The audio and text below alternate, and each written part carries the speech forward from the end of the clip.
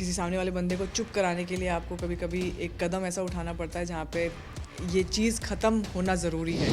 नहीं, ये all over ये विशाल का ही गुस्सा था, ये और किसी घर वालों का गुस्सा नहीं था। वो डायरेक्टली मेरे सेल्फ रिस्पेक्ट पे ट्रिगर करते थे, तो एटलीस्ट ये चीज़ तो अच्छी हुई कि हम कभी एक नहीं हो सकते। ओके, तो मधुरिमा पहले जानना चाहूँगी, जिस तरह से आपकी जर्नी एंड हुई थी, क्या आप एक्सपेक्ट कर रही थी कि इस तरह से एंड होगी ये पूरी जर्नी, और जैसा एक्सपीरियंस रहा, क्या कहेंगी? सलमान भी आई गेस काफ़ी ज़्यादा आपसे गुस्सा हो गए। या सलमान सर गुस्सा नहीं हुए, उन्होंने समझाया, बट जिस तरह से मैंने एक्सपेक्ट किया था वैसे तो एंडिंग बिल्कुल नहीं हुई है। काफ़ी अलग तरह की एंडिंग हुई है एंड कभी सोचा नहीं था कि मैं वॉयलेंस के लिए पकड़ी जाऊंगी और उसके वजह से मुझे घर से बेघर होना पड़ेगा। Definitely this was not expected, but 1.5 महीना रही, 1.5 महीना बहुत ही एंजॉय किया, लेकिन डेफिनेटली आप ट्रिगर होते रहते हैं तो वो इस एक्सट्रीम तक पहुंच जाता है कि आपको हाथ कभी कभी उठ जाता है आपका। किसी सामने वाले बंदे को चुप कराने के लिए आपको कभी कभी एक कदम ऐसा उठाना पड़ता है जहाँ पे ये चीज़ ख़त्म होना ज़रूरी है। वही चीज़ हुई मेरे साथ भी। आई थिंक मेरे को कुछ ज़्यादा ही ट्रिगर किया जा रहा था, बहुत ज़्यादा बुरा फील कराया जा रहा था। सेल्फ रिस्पेक्ट की बात थी, और तो मैंने अगर थोड़ा सा भी उनको डिसरिस्पेक्ट किया तो उनको बहुत ज़्यादा बुरा लग जाता था, जबकि वो मुझे इतना करते थे उनको रियलाइज़ ही नहीं होता था। तो वो चीज़ ट्रिगर होते होते वहाँ तक पहुँची एंड अ ब्लास्ट। अच्छा, कह सकते कहीं ना कहीं जब अब इन दिनों में जो भी कुछ हो रहा था, कई सारे घर में ऐसे मेंबर्स हैं जो आपको पोक करने की कोशिश करते रहते थे। क्या कहेंगी कि ये ऑल ओवर विशाल के ऊपर गुस्सा निकला था, या फिर सही में मतलब जो भी सिचुएशन हुई उस तरह से आपने एक्शंस लिया? नहीं, ये ऑल ओवर ये विशाल का ही गुस्सा था, ये और किसी घर वालों का गुस्सा नहीं था। क्योंकि घर वाले तो क्या है कि आप उस घर में गए हैं तो लोग वो तो पोक करेंगे ही। I mean it was nothing personal. I don't think anybody wanted, मतलब मेरा पर्सनल कोई इक्वेशन, पर्सनली कोई नफ़रत नहीं थी किसी से, बट विशाल वो डायरेक्टली मेरे सेल्फ रिस्पेक्ट पे ट्रिगर करते थे। मतलब वो डायरेक्टली मुझे मेरी औकात पे बात करने आ जाते थे कि तुम कुछ नहीं हो मेरे बगैर, तुम ज़ीरो हो, तुम ये हो, तुम वो हो, चल फुट यहाँ से, मैं तुझ पे थूकूंगा भी नहीं।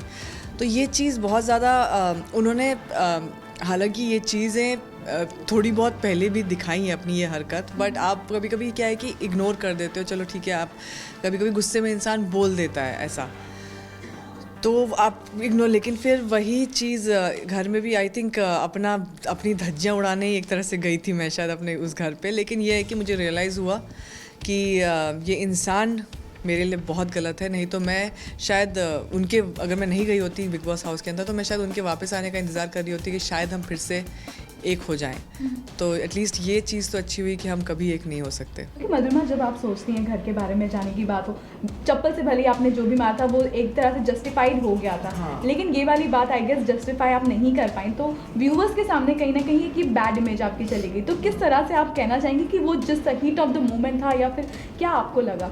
वो definitely heat of the moment ही था। मैं ऑडियंस को कहूँगी कि ये आप सिर्फ एक ही चंक देख रहे हैं मेरे मारने का, लेकिन वो आप ये नहीं देख रहे कि मैं इतने टाइम से जो ट्रिगर हुए जा रही हूँ। कभी वो मेरे साथ प्यार से है और अगले दिन ही वो मुझे सुबह उठते ही वो मुझसे इतनी डिसरिस्पेक्ट के साथ बात कर रहे हैं, और सडनली वो दूसरों को किस कर रहे हैं, हग कर रहे हैं, गुड मॉर्निंग हग्स दे रहे हैं। तो वो चीज़, वो ट्रिगर होते मुझे एकदम लेफ्ट आउट फील करा रहे हैं।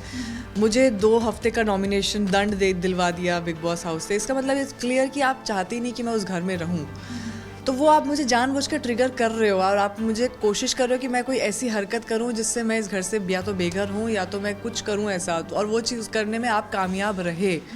मैं मानती हूँ मैंने बहुत बड़ी गलती की, मैंने इस तरह से मैंने मारा। बट अगर कोई भी आपको डिसरिस्पेक्ट करेगा, कोई भी आप पे उंगली उठाएगा, बार बार आपकी औकात की बात करेगा, तो किसी को भी गुस्सा आ सकता है, और कोई भी हाथ उठा सकता है, कोई भी थप्पड़ मार सकता है। ये एक बहुत ही नॉर्मल चीज़ है, और ये मेरे साथ ऑलमोस्ट घर के बाहर तो हो ही रहा था, पर 1.5 महीने से लगातार कंटिन्यूसली चले जा रहा है। तो वो चीज़, मेरा हाथ उठ गया।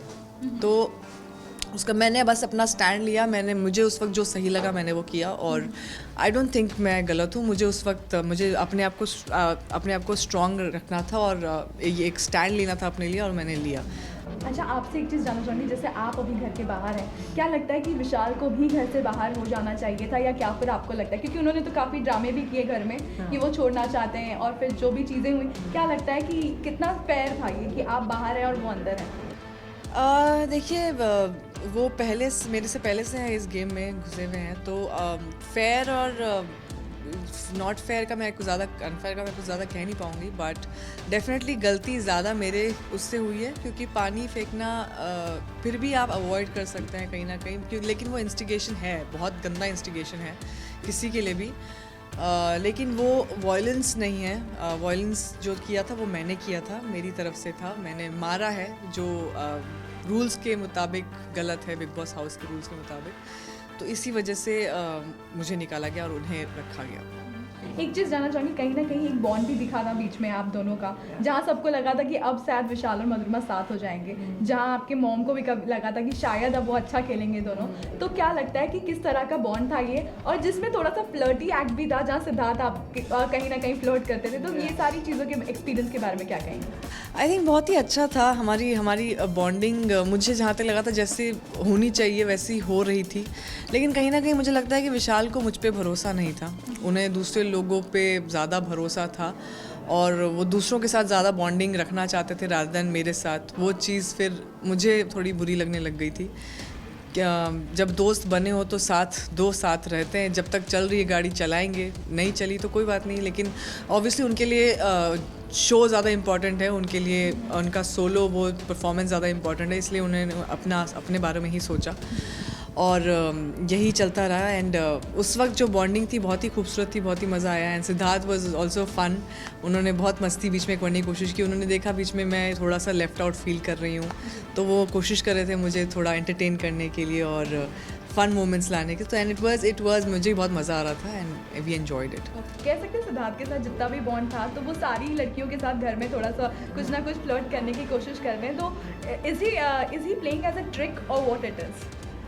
वो कोशिश कर रहे हैं, डेफिनेटली ना, it's not a trick, I think he is showing his different side, so I think he is showing his fun side which is I think adorable, people are enjoying it, that's what matters, and I was enjoying it, मुझे मज़ा आ रहा था 1-on-1 करने के लिए उनके साथ, कभी गुस्से में एक दूसरे को देख रहे हैं, कभी मजाक कर रहे हैं, कभी टांग खींच रहे हैं एक दूसरे की, so I think it was so it's always both ways, so it was fun.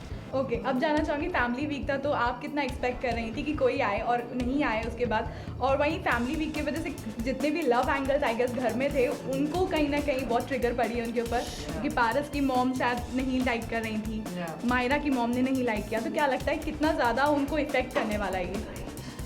उनको तो काफ़ी इफ़ेक्ट कर रहा है, आई थिंक काफ़ी कुछ हो गया है, मुझे पता चला है, एंड प्लस आई थिंक मुझे बहुत बुरा लगा, क्योंकि उसी दिन जिस दिन ये फैमिली मोमेंट जिस दिन शुरू हुआ है, फैमिली मेम्बर्स आ रहे थे, उसी दिन हमारा झगड़ा हुआ है, एंड मुझे महसूस हुआ कि मम्मी को बहुत बुरा लगा होगा कि मम्मी आने वाली होगी और मम्मी नहीं आ पाई, और मुझे खुद बुरा लग रहा था कि मम्मी आ जाए, और उससे मम्मी यही आके बोलने वाली थी कि विशाल से दूरी बना के रखना, मुझे वार्निंग देने वाली थी आके कि वो नहीं है सही तेरे लिए दूरी, और लेकिन अगर थोड़ा मैं रुक जाती, पेशेंस रख लेती, तो शायद मम्मी आ जाती, मुझे समझा जाती, और शायद मैं गेम को अच्छे से खेल सकती, बट अनफॉर्चुनेटली नहीं हुआ ऐसा, and it was all over and I am out of the house now. Okay, Paras की मॉम आए थे और कहीं ना कहीं मायरा की मॉम भी आए थे घर में, तो क्या लगता है उनकी वजह से ये जो डिफरेंस आने वाली है घर में, क्या लगता है कि ये डिफरेंस आ पाएगी या नहीं आ पाएगी, या फिर क्या लगता है उनका बॉन्ड किस तरह का दिखने वाला है? ये तो मुझे नहीं पता, क्योंकि मायरा काफ़ी अपसेट थी कि उसकी मम्मी ने ठीक से बात नहीं की उससे, तो वो काफ़ी अपसेट थी, एंड देन अभी कुछ और भी हो गया है, शायद उनकी गर्लफ्रेंड को कुछ मैसेज गया है,